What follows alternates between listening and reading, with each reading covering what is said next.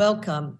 I'm Paula Dobriansky, an Atlantic Council board member and senior fellow in the Future of Diplomacy project at Harvard University's Belfer Center for Science and International Affairs.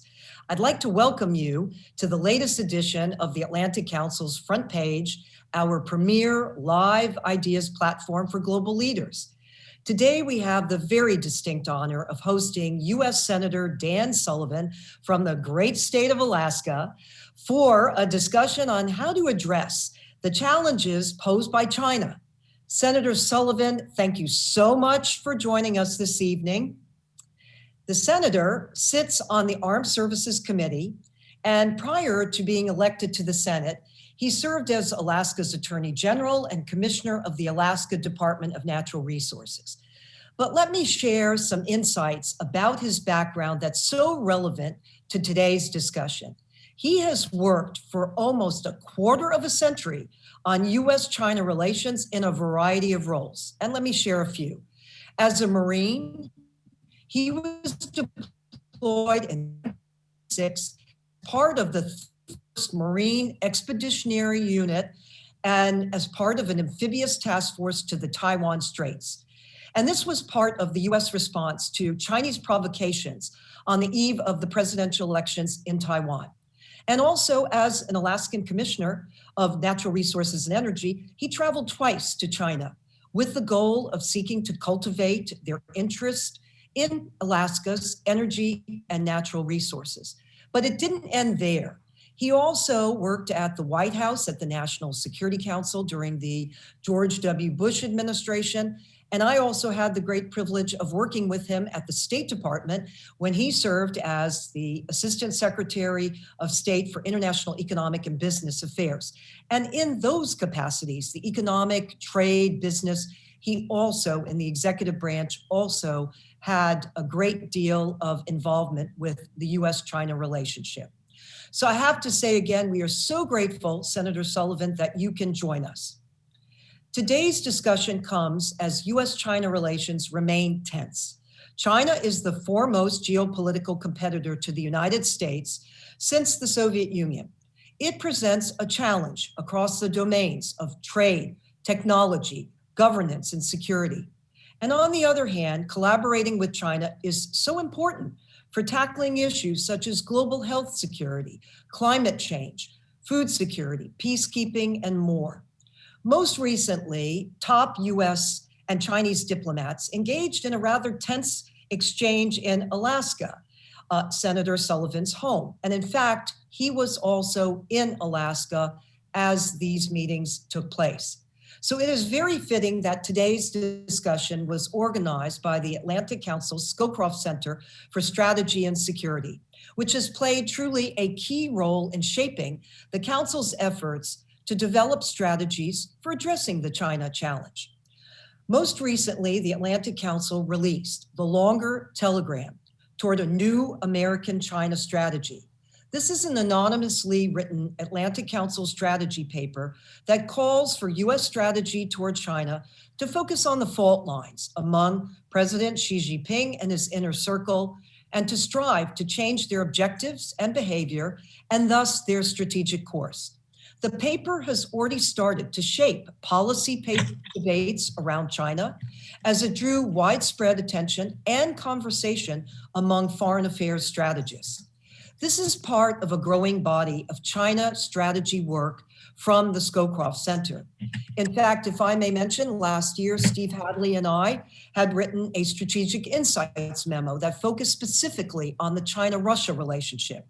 The Scowcroft Center also released an allied strategy for China in December that outlined a comprehensive China strategy with input from experts from leading democratic allies. And then earlier today, we released the China Plan, a transatlantic blueprint for strategic competition. This is a long-term transatlantic strategy for managing China's rise. So as you can see, today's discussion is really quite timely. And our distinguished speaker, Senator Dan Sullivan, will consider critical questions about the challenge from China and how the United States and its allies should address it, Given the longer telegram's immediate impact on foreign policy debates, the discussion will also turn to that paper and gauge key pillars of a China strategy. We're also going to address how the United States should approach partnerships in the Indo-Pacific region.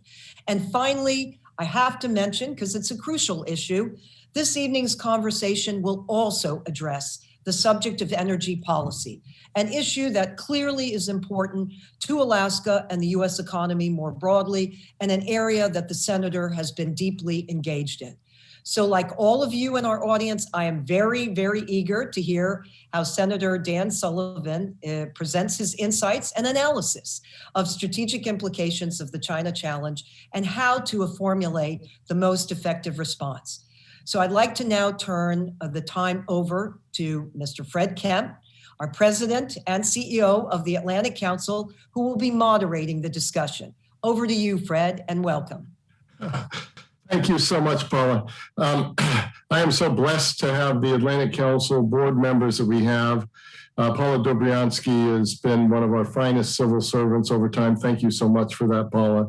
And thank you for everything you've contributed to the United States and to our interests around the world. Welcome everyone joining us. We have a global audience for this AC front page. We've had everyone from the president of France to the leader of the IMF. And tonight we have those tuning in to this program from C-SPAN. So thank you so much for that. For our audience, we encourage you to engage and submit your questions by using the hashtag AC front page, hashtag AC front page, or by using the Q&A function if you are joining us on Zoom. So Senator Sullivan, let's get right into it. Paula, before we go to Alaska, because some pretty important events took place in Alaska last Thursday and Friday, and I really want to start with those, but I wouldn't mind starting with the rich personal history that Paula went into. That's a lot of China in your background, and you come to the Senate now with that rich background and that rich history.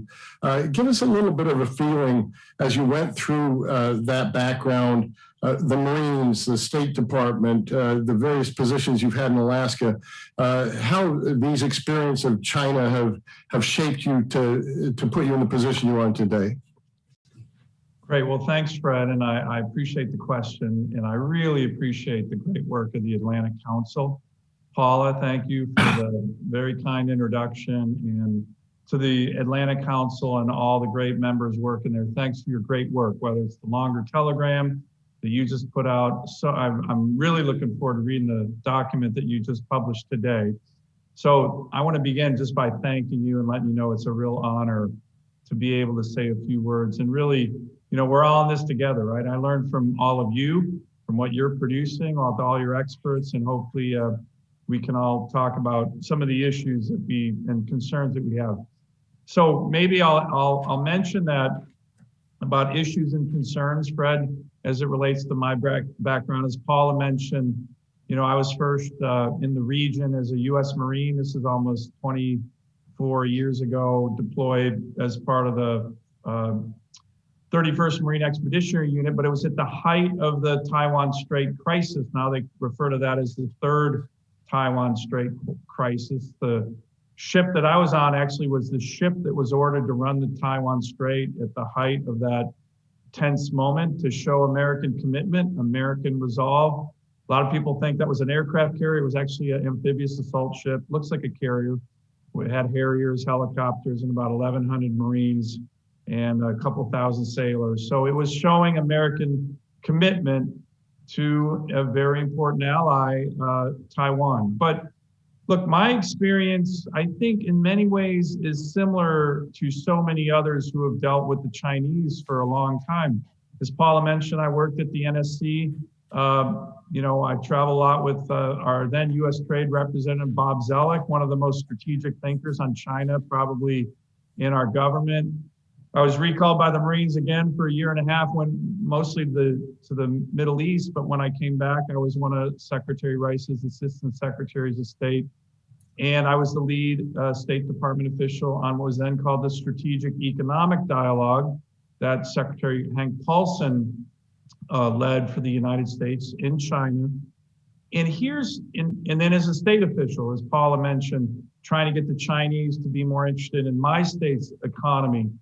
Here's the issue that I think kind of in that broad brush stroke, I think a lot of Americans have had a similar kind of experience. And first, I would call it kind of the awakening. You know, Bob Zoellick gave this really great speech about China becoming a responsible stakeholder in part of the international system that the United States really led since the end of World War II, and how this system helped China's rise, probably helped China more than any other country in the world. So we were essentially saying, you need to be part of it, you need to promote it. Essentially, over the years, it's very clear they've rejected that. They've clearly rejected that. And I think different Americans at different points in their own personal experience have had this awakening that what I refer to as promise fatigue. You know, I've been in so many meetings where I've seen Chinese presidents and on down promise things to American officials, and they almost never follow through. The list is long. I was in a meeting with the President of the United States, President George W. Bush, Condoleezza Rice. He pressed Madam Wu Yi, then the Vice Premier of China, on intellectual property theft. This is in 2003. She promised the president in the Oval Office China was going to do something about this. All in on protecting intellectual property. It's worse now than it was in that meeting. So I think so many Americans have seen the kind of promise of what we thought was going to happen really fade.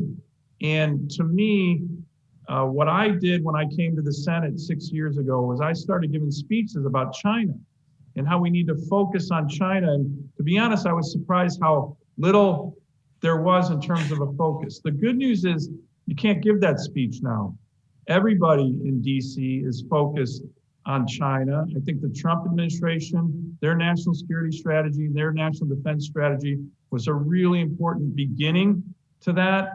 And now what I've told the Biden administration and my Republican and Democratic colleagues, the most important thing we can do right now, the thing that I believe Xi Jinping and the Chinese Communist Party fear more than anything, is a long-term bipartisan strategy dealing with the rise of China that we need to be focused on, in my view, for the next 50 to 100 years. So I'm very committed to doing that. I think the work that the Atlantic Council is doing is contributing to that. But to me, that's why I'm working very hard on both sides of the aisle, Democrats, Republicans, and this administration to help them shape what we need. I think the analogy is very much like it was in 1947. We recognized then we had a big challenge in the Soviet Union. You had the Truman administration working with Republican senators, putting together a strategy that ended up being a long-term strategy, not perfect, that ended up winning the Cold War. I think we can do that again, and I think that could be a huge, important legacy of what this administration's working on, building what the Trump administration began. Senators, thank you so much for that. And you really underscored so many of the reasons why we wanted to have this conversation with you today. Promise fatigue, very well said. A long-term bipartisan strategy for the next 50 to 100 years sounds a lot like what happened after the end of World War II.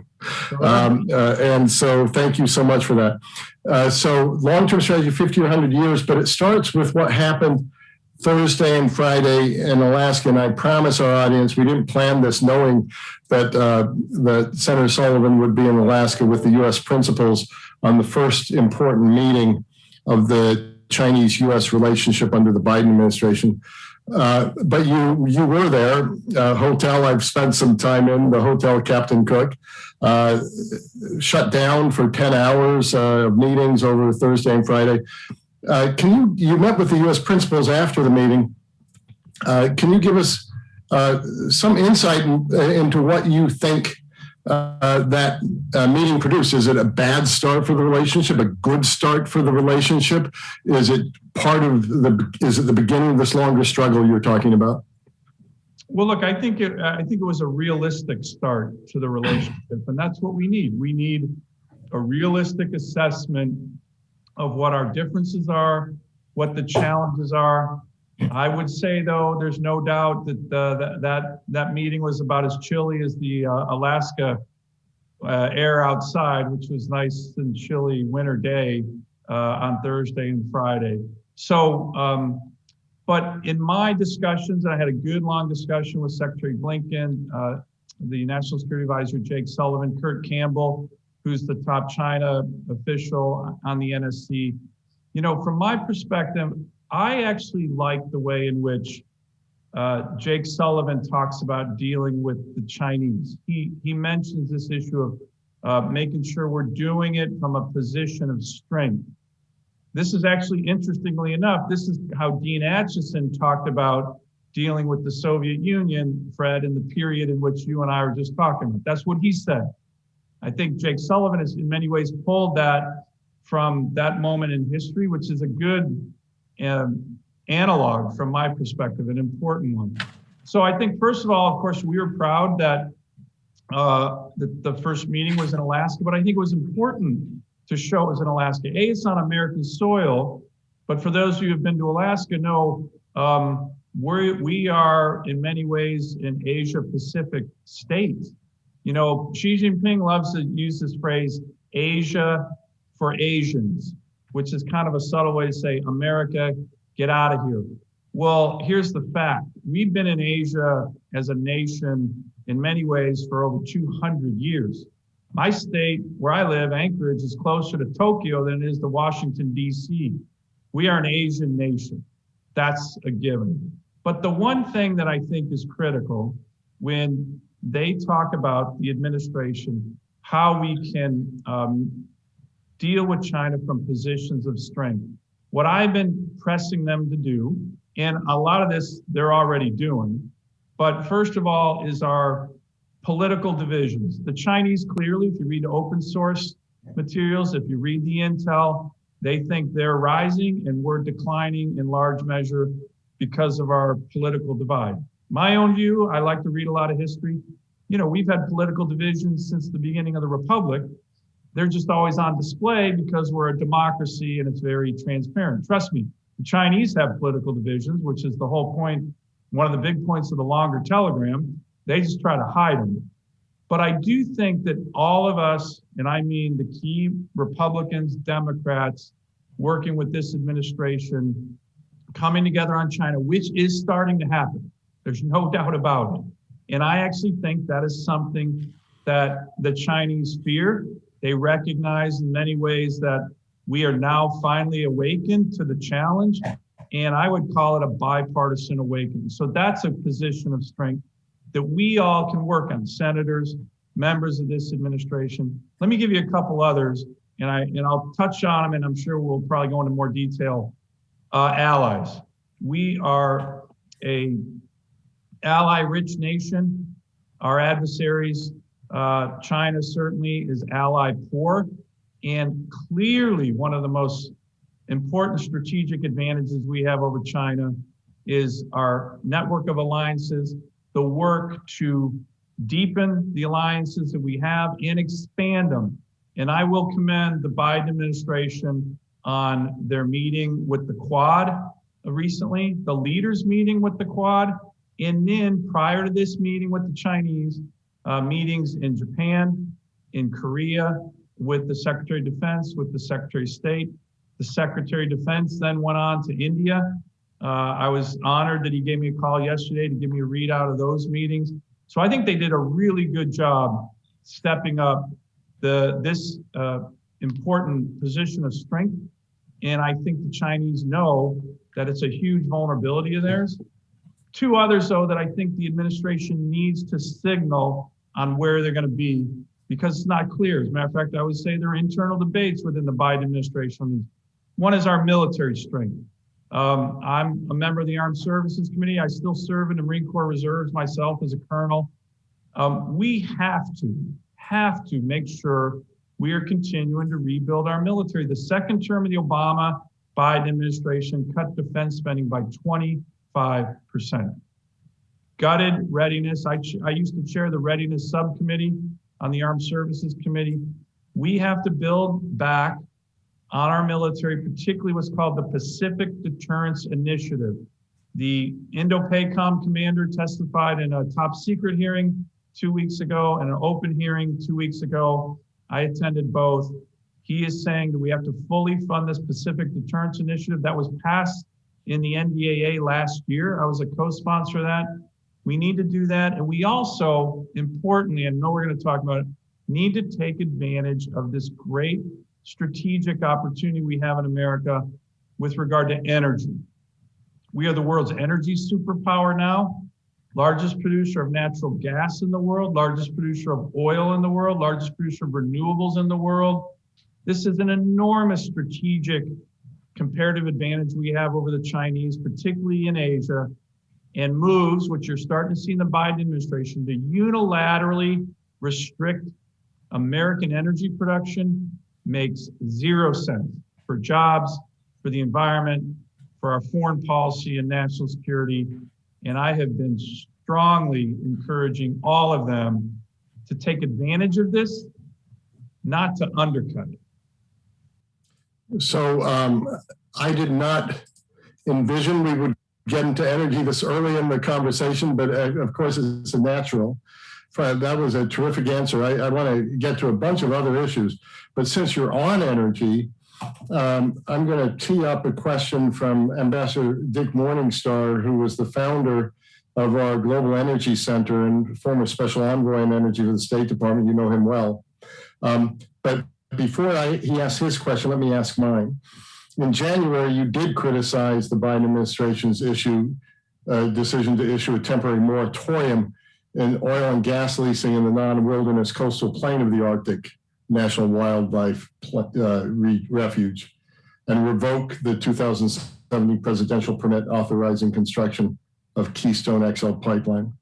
Suspend all oil, gas, and mining authorizations for activities on federal lands and waters for 60 days.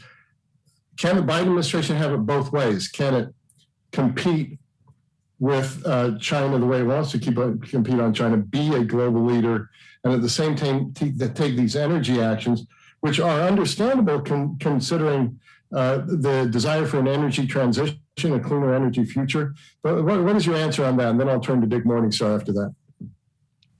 Well, look, I think that the fact that we have this enormous advantage is really important for our economy. A lot of people remember the 2008, 2009 recovery. That recovery out of the Great Recession was driven by the energy sector, period. Even if you weren't from an energy state, the capital formation, the GDP growth, the job growth was driven by the energy sector. Here's the thing, Fred, that's often missed.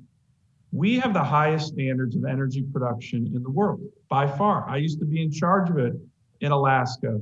There's no place on the planet that has higher environmental standards than we do, than the production of energy, for example, on the North Slope of Alaska. You can't spit chewing tobacco on the tundra without having to report it. Trust me, Russia, Saudi Arabia, Azerbaijan, Venezuela, they don't have standards even remotely close to us.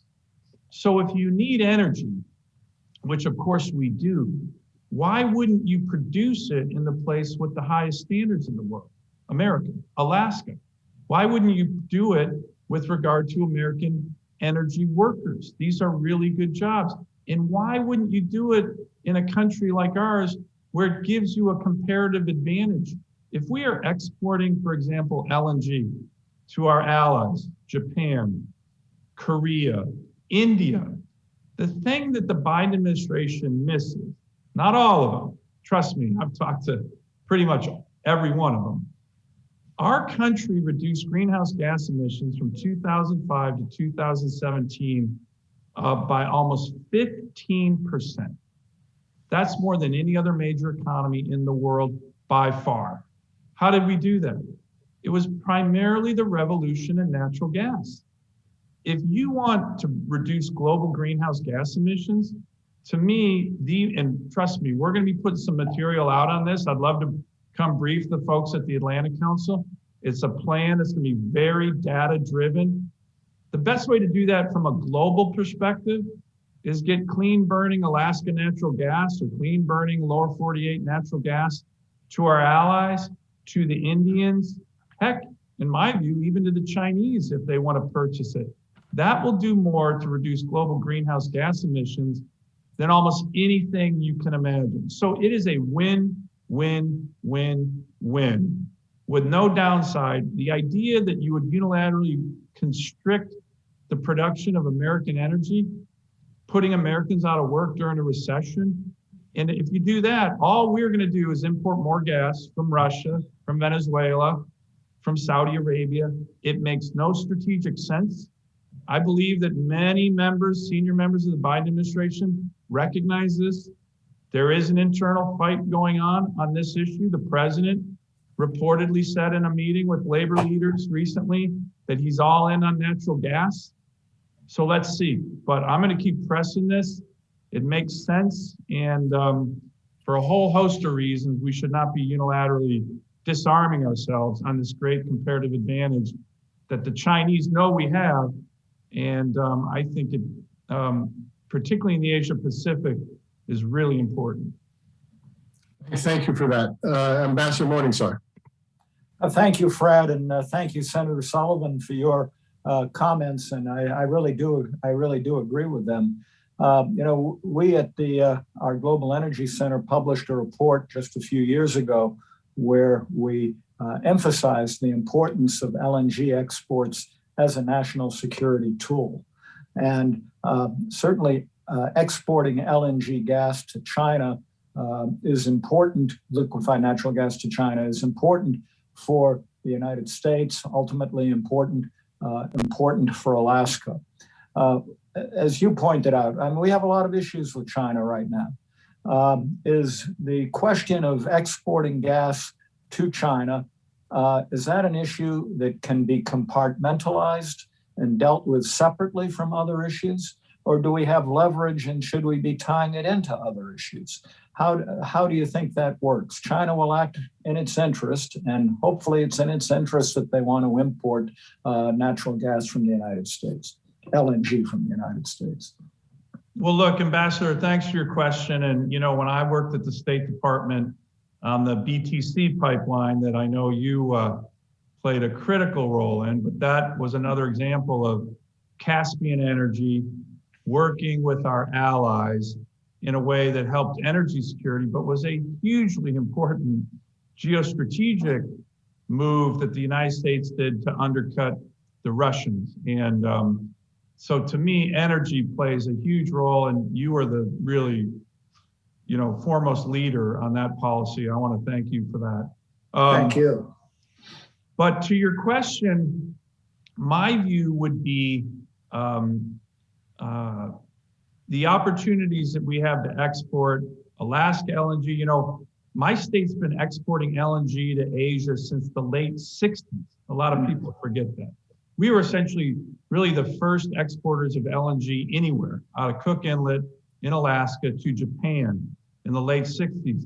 We have obviously huge, gigantic, massive reserves of conventional, you don't even really have to frack it, natural gas on the north slope of Alaska with our giant oil fields that I think can be an enormous benefit, not just to Alaska and the American economy as you develop that, but to our allies. So my priority would be to our allies. Certainly the Japanese need and want more natural gas, LNG. So do the Koreans, and I've been over there many times to discuss these. You know, they're trying to diversify their supplies, which, as you know, they get a lot from the Middle East, Qatar. They get a lot from the Russians. They get some from our good allies, the Australians. But Taiwan also is looking at significantly importing natural gas, and even India is as well. So, for example, one idea that I think has a lot of promise is when you look at the next phase of initiatives that we have with the Quad. And again, I commend President Biden on his elevating the Quad. That's the quadrilateral security relationship, India, Japan, Australia, and the United States. Started in the George W. Bush administration. President Trump elevated it more. President Biden has even elevated it more. But if you see an opportunity there, think about it. 2 exporters of LNG, America and Australia, 2 countries that need LNG, Japan and India. To me, there's an enormous strategic opportunity there. But once our allies have the supplies they need, would I be fine with exporting LNG to China? Absolutely, I would. It would certainly help reduce our trade deficit with them. It could bring cooperation on an important issue. It would dramatically help China reduce its greenhouse gas emissions. I mean, when you look at the numbers, their numbers on greenhouse gas emissions are going through the roof. Ours, as I mentioned, are declining. Theirs and India's are going through the roof. This would help that issue globally as well. So I think you focus on our allies first, but if there's a capacity and interest from China, and I know there is, I've been over there to talk to them about it, I think it would make sense to do that as well. Thank you so much, Senator. And thank you for your question, Ambassador Morningstar. So there's some interesting news today worth commenting on. The US, the UK, European Union, and Canada all announced sanctions against Chinese officials involved in human rights abuses against the Uyghur Muslim community in China. All 3 sets of sanctions announced on Monday target officials associated with the Xinjiang Production and Construction Corps, paramilitary organization, the Public Security Bureau in that province, which contracted with numerous major Chinese companies to build mass detention camps. This is the first time China has EU has sanctioned China on human rights since 1989. How significant is this? Because we're talking about working with friends and allies to shape this. You said this is our unique strength vis-a-vis China. Coming right after the Alaska meetings, how significant do you see this move? I think it's very significant. And I think the fact that the United States was working on these efforts closely with our allies, particularly our European allies. And, you know, the Atlantic Council, of course, knows a lot about our European allies, but in my discussions with them, some of our European allies are hedging a little more as it relates to their views on China. And they're hedging a little more because of what is the huge Chinese market. You know, one of my good friends in the Senate, Angus King from the great state of Maine, he has this phrase that he's used that I've kind of copied, that China doesn't have allies, they have customers. And you start to see that in the way in which countries behave.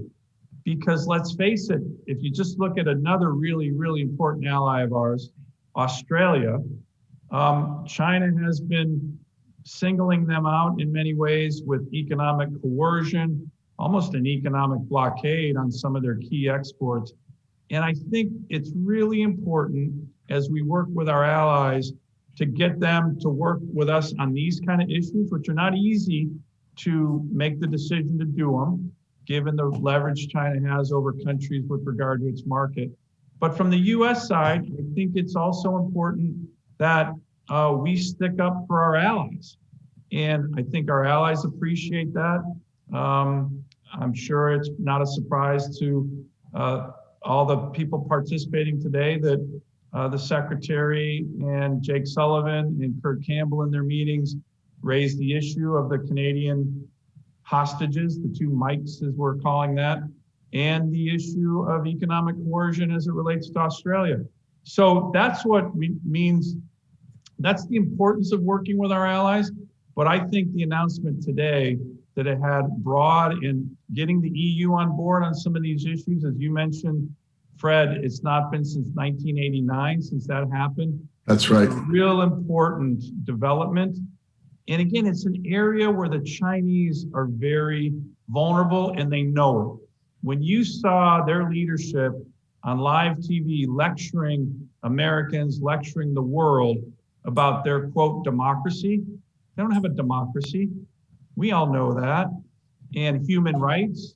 This is where they know they're vulnerable as it relates to the rest of the world. And I think it's an area that's appropriate to press on.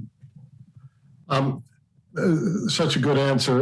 We're getting a lot of questions in. I invite others to bring in questions. Let me give you a comment rather than a question, Senator Sullivan, from Nobuo Tanaka, who I think you must know. Dear Dan, as former executive director of the IEA, I could not agree more with the importance of natural gas in Alaska. Japan started imports of LNG 50 years ago. Isn't that interesting? But now for carbon neutral of our economies, we have to consider importing hydrogen out of gas rather than liquefying it. So just an interesting comment. The other thing I think- I just want to say that yes. Nobuo Tanaka is a great friend of mine, and he did a great job as the chairman of the International Energy Agency. I was the US board member at the time as an assistant secretary of state, and we were good friends and saw eye to eye on a lot of issues. And so I'm glad he's watching. Well, this is the wonderful community that we're able to bring together through this, through the virtual means. I do need to share with you a couple of questions that are skeptical. There's Harlan Ullman, a senior advisor at the Atlantic Council, who believes we tend to over-exaggerate threats. And he's really questioning what is the real threat to the United States from China at the moment. Harley Schlanger saying you're talking about a new Cold War regarding the longer telegram. And he says this comes from an American unilateralist outlook. We violated international rules ourselves. He talks about Iraq. What gives us the right that China must adhere to rules that we violated? So I'm sure you've heard these sorts of questions before, but I think it's right to question at the onset of a new era, and you've talked about this as a new era. The threat is quite different than the Soviet Union's threat. Not less military, perhaps more ideological. Take those two questions together and deal with the skepticism of whether China is as big of a threat as it's, or maybe more precisely, in what way is China a threat? Well, look, I would take it from the perspective that I tried to outline when you asked me the first question, kind of my own development in my different work over the years with China. But what I've found is that my experience is so similar to so many other American, European officials that I talk to. And what do I mean by that? There was, of course, the US opening, the Nixon-Kissinger meetings that began the relationship. There was essentially kind of a semi-alliance as it related to the Soviet Union. And there was always this notion that as China opened up and developed, that it would become kind of part of the system in which its rise dramatically benefited from. And again, I don't always see eye to eye. He's just written a great book that I'm reading right now, but the former World Bank president, Bob Zoellick, and US Trade Rep and Deputy Secretary of State. But I would, if your listeners haven't looked at the speech he gave on the responsible stakeholder, it was really kind of saying, all right, China, you've risen. This system that we put together, we've led, the United States, is something that's benefited you. You need to kind of own it more, be a responsible stakeholder, abide by the rules that you've agreed to. And, I went to China a number of times after that speech, and it was very interesting, Fred, because it was clearly the case that the Chinese were contemplating this offer. I saw meetings where the president and everybody down the line, they're very disciplined, by the way, on using the same talking points, talked about responsible stakeholder and the importance of it. That approach has clearly been rejected. One of the things I do, I read a lot of the translated Xi Jinping speeches. I read the intel on what they're doing. The longer telegram talks about the differences within the Communist Chinese Party. But a couple things, everybody's had this awakening, most people have, that they're not only not going to be part of the system that we think has helped lead to their rise, it has, but that they are now putting forward a very strong system in which they're going to compete with us. It's an authoritarian system, not just at home, but abroad. And when you look at their military conduct, you look at the coercion that they've undertaken with other countries, I think it presents an enormous long-term challenge to the United States. It's not the same as the Cold War with the Soviet Union, but I have mentioned in speeches that I think it's its own Cold War. We need to recognize it. We need to prepare for it. And we need to work with our allies to deal with it. So I recognize that some people disagree with that, but in the stretch of time I've dealt with the Chinese, particularly on these issues of reciprocity, promise fatigue. You know, Xi Jinping stood in the Rose Garden with President Obama in 2015, said they weren't going to do any more intellectual property theft, and they weren't going to militarize the South China Sea. That was a promise he made standing next to the President of the United States. Those were broken within months. And this is the regime we're dealing with. We're going to have to cooperate, as Paula mentioned, but the challenges are very real. And the good news is Democrats and Republicans in the Congress have awakened to this. And I think there's an opportunity to really put together a strategy, long-term, bipartisan, like we did in 1947, that ultimately is going to result in promoting our freedom and prosperity. That's what we need to do. Senator Sullivan, we're going to have to do another one of these. We're getting so many questions and so many good questions. We did want to talk about the longer telegram, so let's do that. It was an anonymous former senior official. We didn't say what government, we didn't say what gender. We just said it was somebody who was pretty gifted in his knowledge of China. You went on the Senate floor, you talked about it a bit, and really a brilliant, anyone who wants to search this online, it really was a brilliant 10, 15 minutes where you talked about China and the strategic threat. What will it take? You said long term, but the thing that really set this longer telegram apart was its focus on Xi Jinping, focus on the leader. And you said, while Democrats, in your comments on the floor, you said, quote, while Democrats are resilient, adaptive, and self-renewing, there are many vulnerabilities embedded in China's perceived strengths. One man rule creates acute political risk. Can you talk a little bit about the longer telegram, why it attracted you, and then this piece of what does one focus on in this longer strategy that the United States needs to guide with its allies? Well, look, I want to commend the Atlantic Council again for publishing that. I thought it was a really, really serious, I read the whole thing, and a really serious work, and the kind of work that we need. I'm not saying it was perfect. I'm not saying it's exactly the answer. And I'm sure, you know, many of the Atlantic Council senior officials aren't saying that either.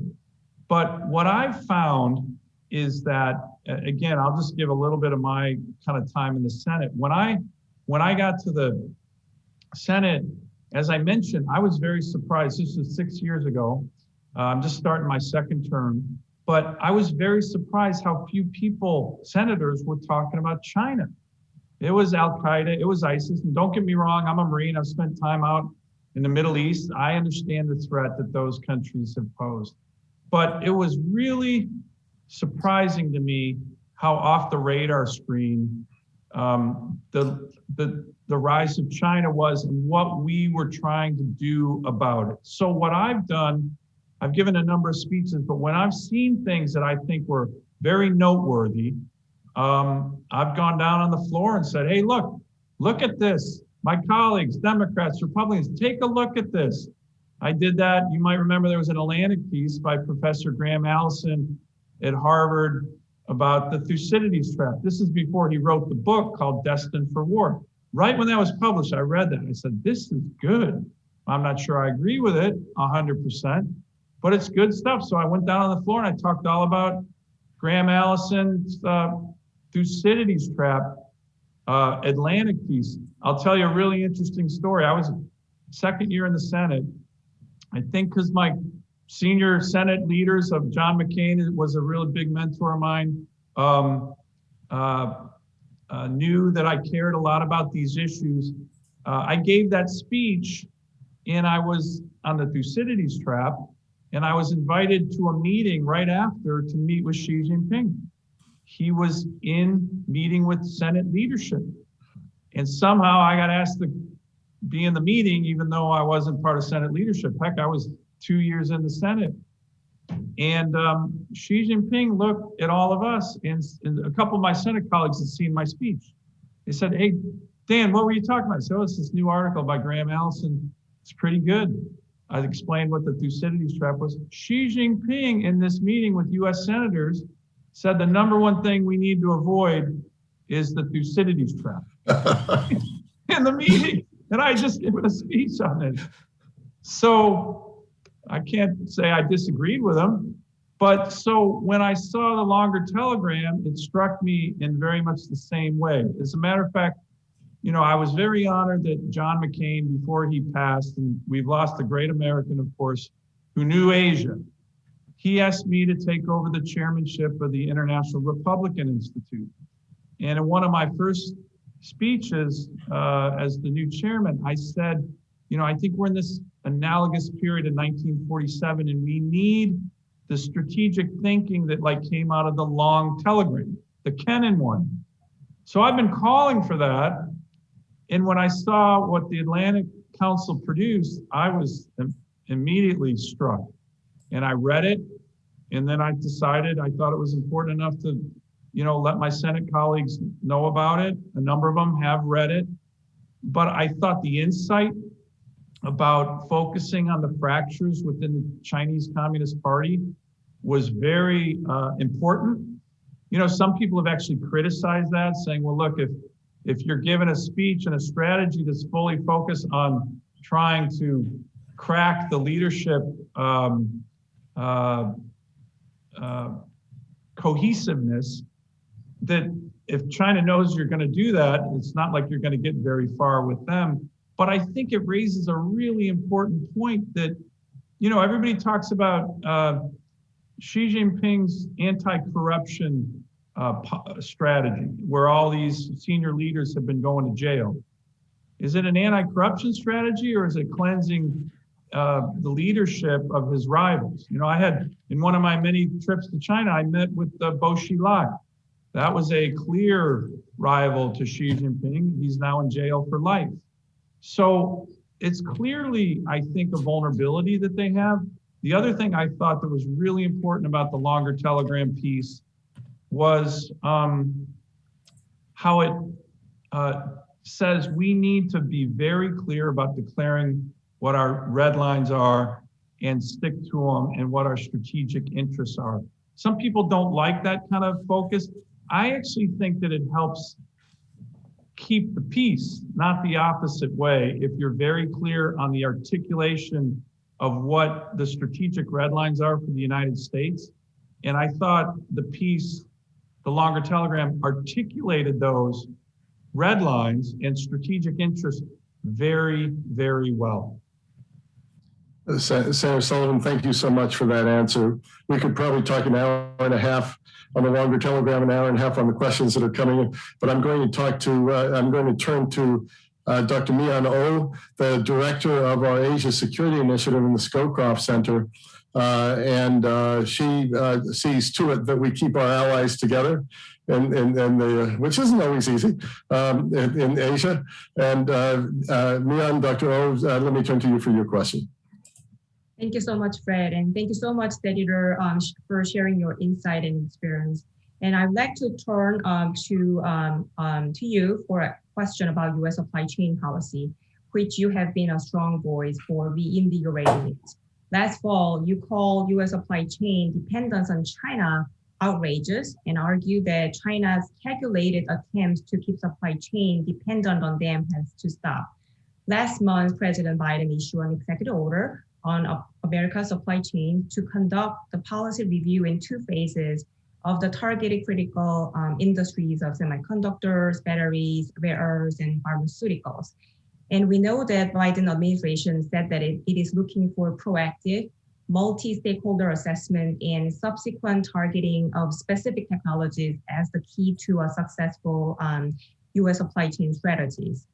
So I'd like to ask, what do you see as most important priority for U.S. supply chain policy, both domestically in terms of reshoring and overseas, working with partners and allies? Thank you so much. So thank you, Dr. O. And I think this is another example of a real strong area where we can make some important bipartisan progress. And I think the pandemic, of course, from a health perspective, economic perspective, jobs perspective, have obviously really challenged our country, really challenged my state, for example, particularly on the economic side. But it also highlighted areas of vulnerability that I think we weren't as a nation so aware of. And the one that you are talking about, securing our supply chains, and how over-reliant we were on China in a whole host of areas. You mentioned pharmaceuticals, that's obviously a big one. During the pandemic, the PPE was another one.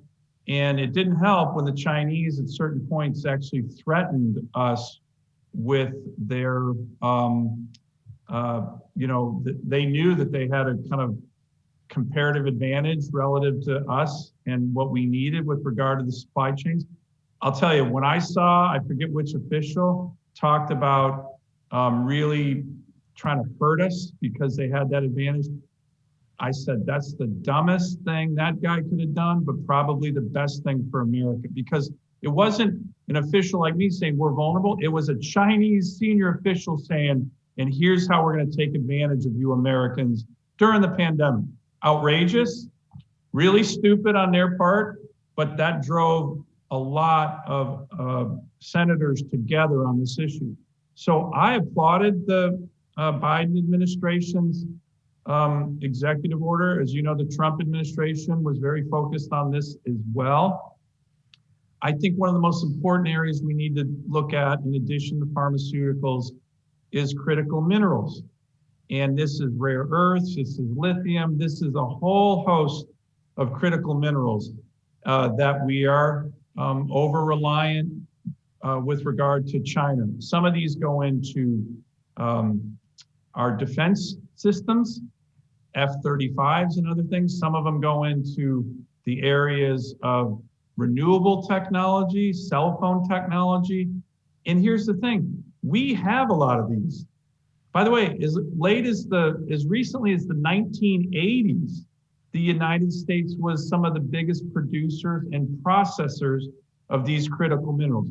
Why we outsource this all to China over the last 3 decades, that's water under the bridge, but in my view, we need to fix it.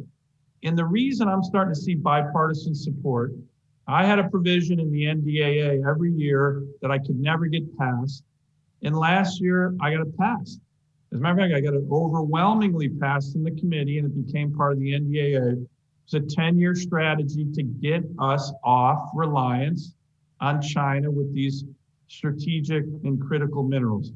So we need to work with our allies on this, Australia, Canada.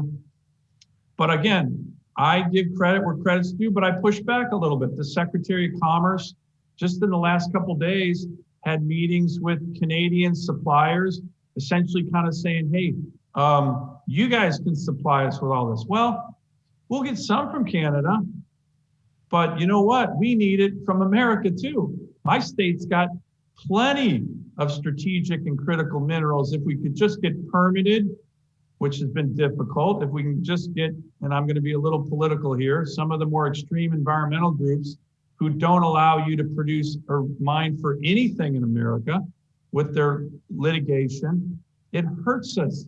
And once again, it's the same argument with oil and gas. My state mines, the mining that we do in Alaska, we have the highest standards on the environment of any place on the planet Earth. Way, way higher than how they produce and refine in China. So if we need these things, why would we outsource them to a country like China who threatens to cut us off with them and trashes their environment when they produce them? We shouldn't. We should be focused on this here. I think it's a really good bipartisan opportunity. I hope the Biden administration is serious about it. And I hope that they don't say, you know what, we'll just do this in Canada, not America. That would be the wrong answer. That's a terrific place to close. You've given us a lot of time. Mian, Dr. O, what a great question. Paula, what an amazing introduction. Ambassador Dobriansky. Senator Sullivan, your voice is such an important one in the Senate. One of the most experienced, knowledgeable people in international affairs, particularly dealing with China. Insightful and timely. We could not have planned that you just flew back from Alaska and the first meetings of the U.S. administration with the Chinese administration. We welcome your insights on that and on everything else. So thank you for your time. Thanks to everyone who participated and asked questions. I'm sorry I couldn't get to all of you.